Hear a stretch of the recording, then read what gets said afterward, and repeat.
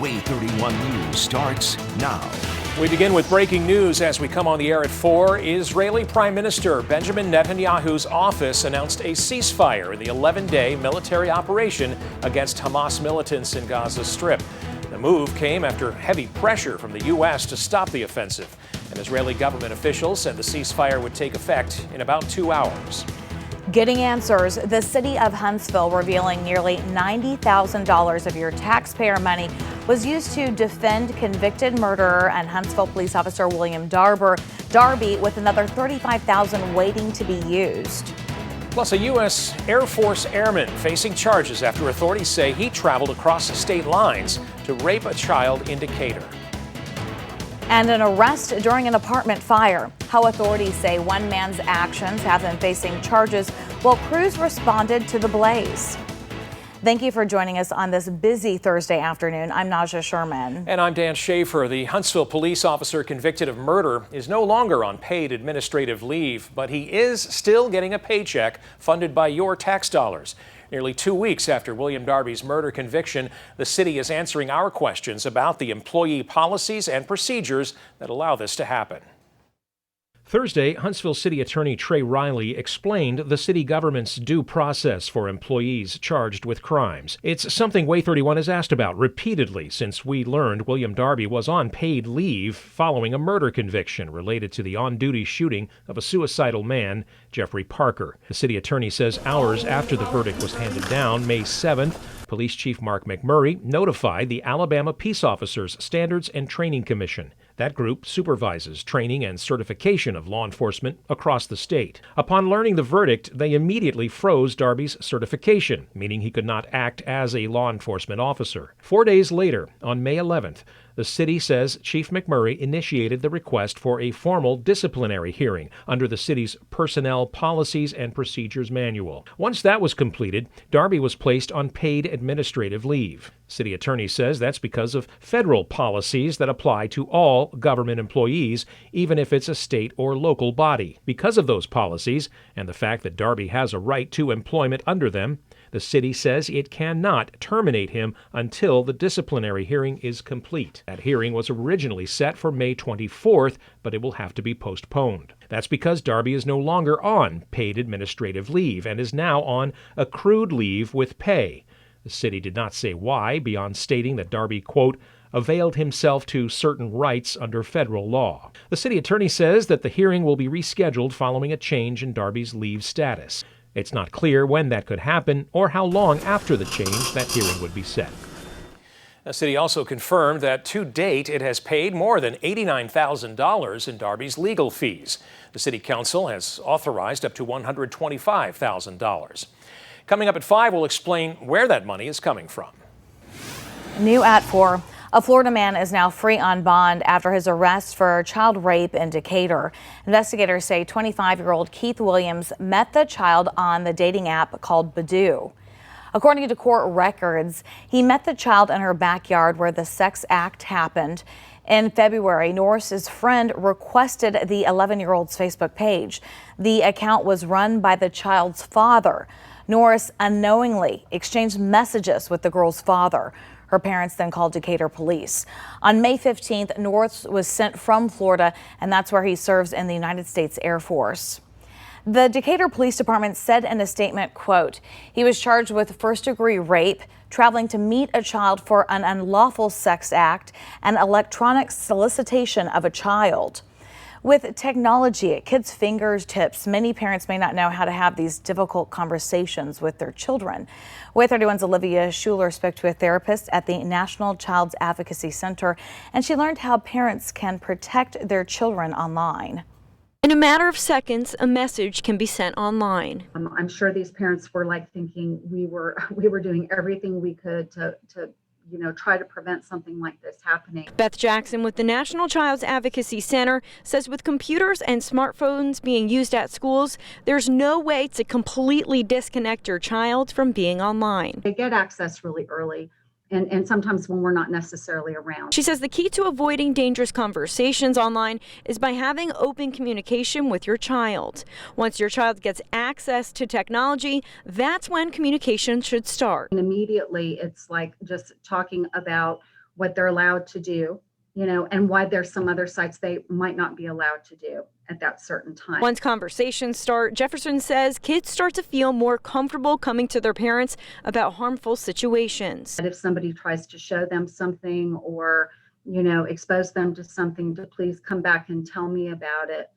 So that we can talk it through. Jackson says conversations with your child need to go further than just talking about the dangers on social media. Sexuality education by parents needs to be early and often. They start asking all the way through early adulthood.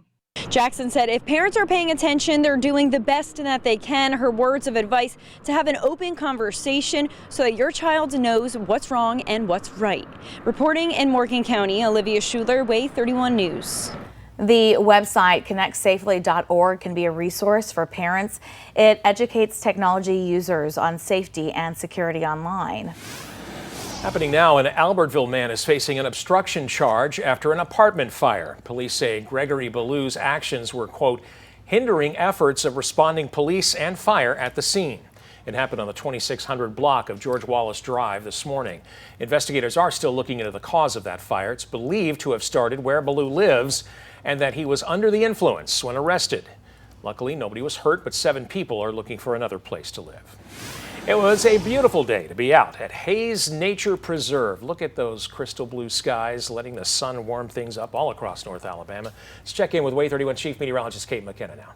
And she joins us from the Storm Tracker Weather Center. Kate, sounds like we have some really warm days ahead. Yeah, some might even call it hot, especially for this time of year. Above average, potentially beginning our first heat wave tomorrow. Right now, we are in the mid-80s, 84 degrees at the airport in Huntsville. Wind still kind of an issue for us. I say an issue, if it's early in the morning, it does make it feel a little bit cool, but by the afternoon, it's a nice cooling breeze. But it's out of the east-southeast, 17 miles per hour at times, gusting up to 22 miles per hour. Lots of sunshine in place right now. Temperatures elsewhere, well, some of us are in the 70s, but barely. We're at 79 degrees right now in Guntersville, 81 in Scottsboro, 82 in Fayetteville, 84 in Florence. The Way 31 Storm Tracker early warning radar network, as you would expect with all that blue sky, it's a quiet picture at each one of our 3 radars, and we expect it to stay that way through tomorrow. Temperatures really warm nicely again for our Friday. Mid-80s between 3 and 5 o'clock, and I do expect us to hit the upper 80s tomorrow afternoon, even hotter by the weekend. Tracking it coming up. Exclusive new information tonight at the Von Braun Center about the ceiling collapse over a covered outdoor patio.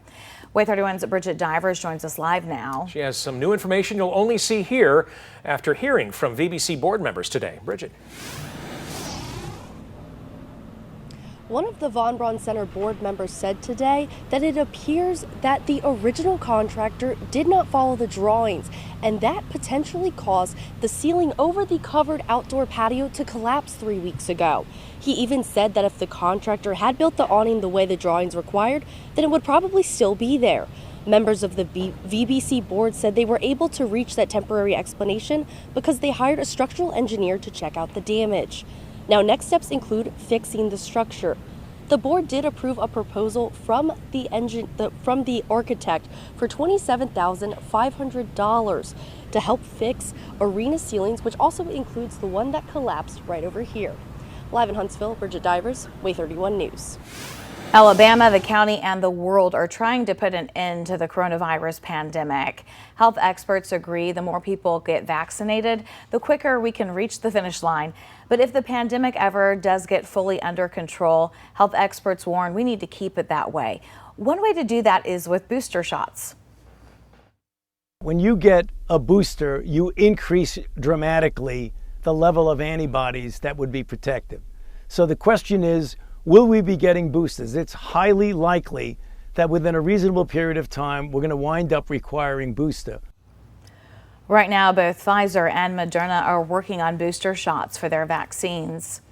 So far, more than 2.8 million vaccine doses have been administered across Alabama. According to the state health department, that's more than half of the 4.2 million doses delivered. More than 1.6 million people received at least one dose. More than 1.3 million people are fully vaccinated. 9 minutes after 4 o'clock, you're taking a live look now at the White House this afternoon. President Joe Biden signed a bill into law today that aims to counter a rise in anti-Asian hate crimes during the coronavirus pandemic. He said the legislation is part of the nation's first step toward unity. The legislation, called the COVID-19 Hate Crimes Act, will create a new position at the Justice Department to expedite review of potential COVID-19 related hate crimes and incidents reported at the federal, state, and local level. We'll have a deeper look at this bill and reaction to it coming up in just a few minutes on WAAY 31 News at 4:30. To find our complete coronavirus coverage, head to our website, waaytv.com, and there you'll find the latest on the pandemic's impact on your area. Just click on the coronavirus tab. Mounting pressure on former President Trump and his top finance executives. The New York Attorney General's office looking at possible criminal charges. I'm WAAY 31 Chief Meteorologist Kate McKenna. Nothing showing up right now across the WAAY 31 Storm Tracker early warning radar network, and there's really not much to be had in this forecast when it comes to rain chances. I'm tracking the heat coming up. Coverage you can count on. You're watching WAAY 31 News at 4 with Dan Schaefer, Naja Sherman, Chief Meteorologist Kate McKenna, and the WAAY 31 Storm Tracker early warning radar network.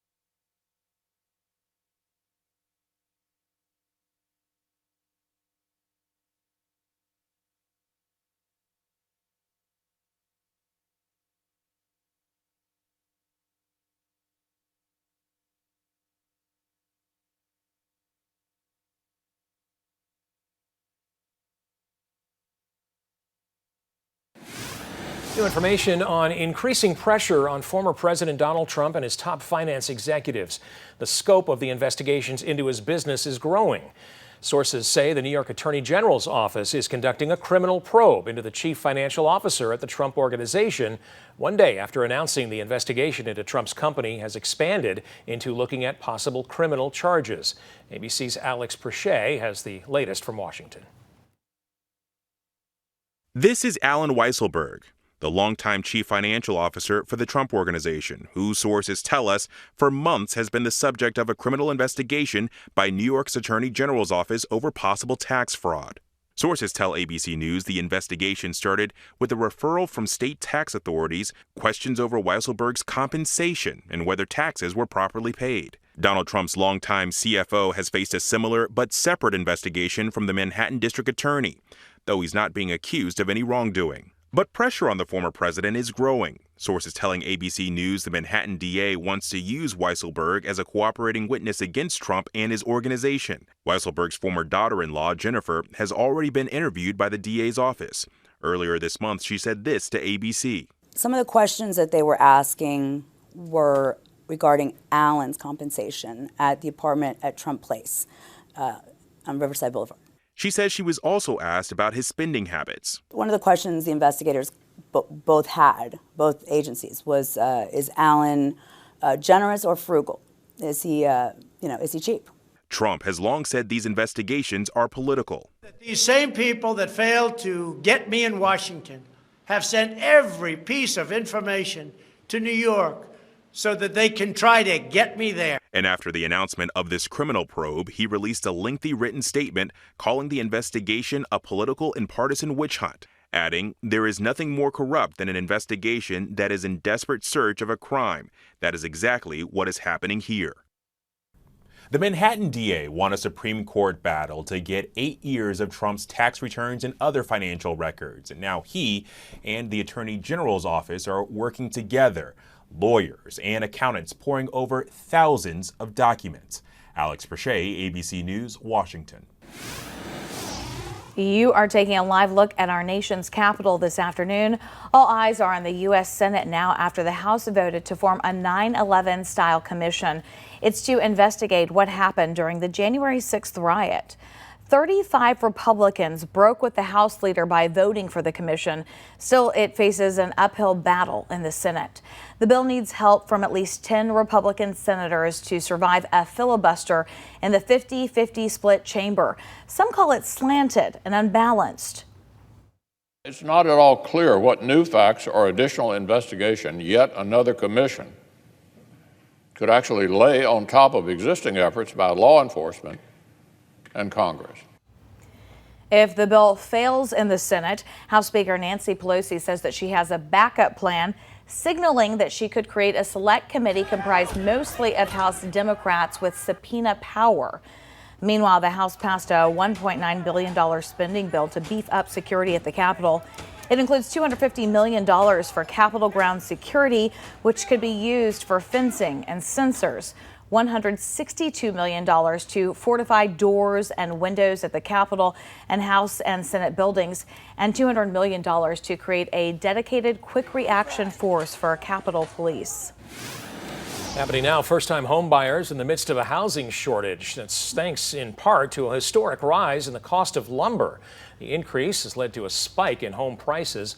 Lumber prices tripled in the last year, in part because of shutdowns from the COVID-19 pandemic.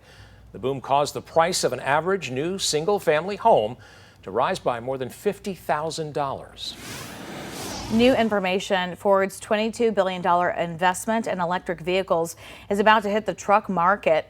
The automaker unveiled details of its 2022 Lightning model of its popular F-150 pickup truck. The all-electric truck has a range of up to 300 miles.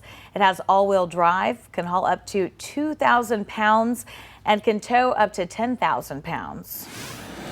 New at 4, Fidelity is joining a growing list of investment groups allowing teenagers to trade stocks for free.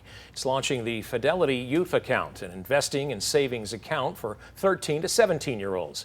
The account is free and will allow teens to buy and sell stocks, ETFs, and mutual funds.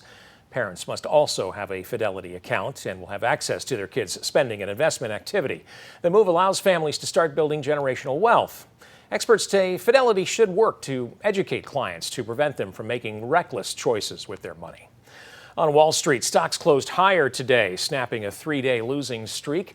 Investors were encouraged by the latest jobs numbers. We'll break down those numbers coming up at 4:30.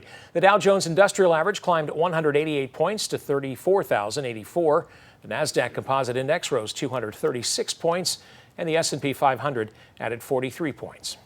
Weather coverage you can count on with Chief Meteorologist Kate McKenna and the Wave 31 Storm Tracker Early Warning Radar Network. The heat that we've been talking about all week long is just now knocking on our door. In fact, I think by some people's standards, 84 degrees might be considered on the hotter side, but by all of our standards, I believe the 90s constitute as hot once we hit this weekend. It's 84 degrees though currently in Huntsville and in Muscle Shoals, 82 in Decatur.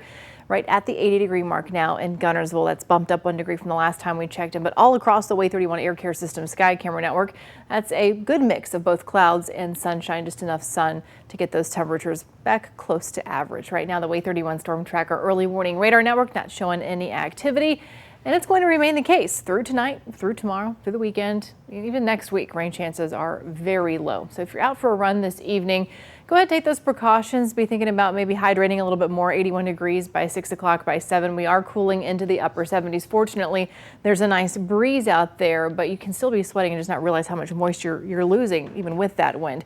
62 degrees tonight. It's a mostly clear sky. We keep it mild. Wind not quite as strong overnight. Still out of the east-southeast, though, 5 to 10 miles per hour. The breeze is back with us tomorrow, at times gusting up to 20 miles per hour, up to 25 miles per hour in some instances. And we'll also have a day very similar when it comes to the amount of cloud cover, which is really not much for Friday. Through tonight into tomorrow morning, we'll start to hear at 7 a.m. Temperatures back to the mid-60s. We'll get as cool as the lower 60s in some spots, but watch what happens once we get into the afternoon tomorrow.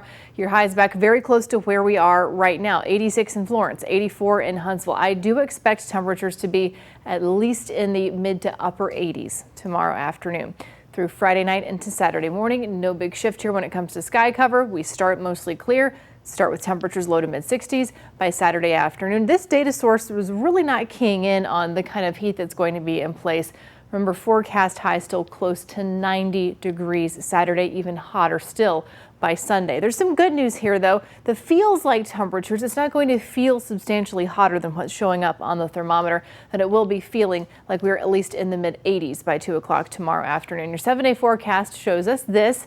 87 tomorrow, 90 degrees on Saturday, 93 on Sunday. Yeah, you're looking at mid 90s Monday and Tuesday. That is going to be a hot night at Toyota Field. Even as temperatures are cooling, it's still going to be very warm for first pitch Tuesday night for the Trash Pandas at home.